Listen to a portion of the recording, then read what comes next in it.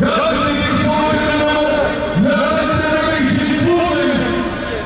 Gazze yalnız değil, Filistin kimsesiz değil, Suriye tek başına değil, biz varız, İstanbul var, Türkiye var, hep beraber olduk. Finansal sağlık, politik destekleri ve ortada susarak bu insanlık suçunun ortada oluyor.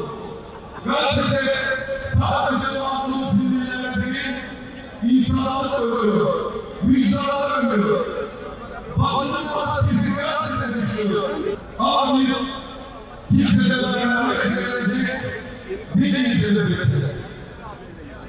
Kendi tarihimize, kültürümüze, medeniyetimize, en çok da imanımızla aldığımız güçle biliyoruz ki Allah'ın mazlumlara vakfı zulmeti nasıl gerçekleşirse Filistin'de gerçekleşecek.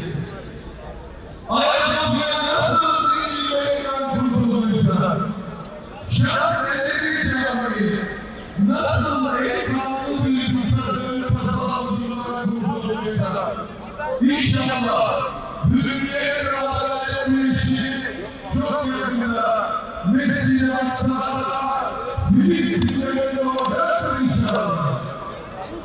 Teşekkür ederim.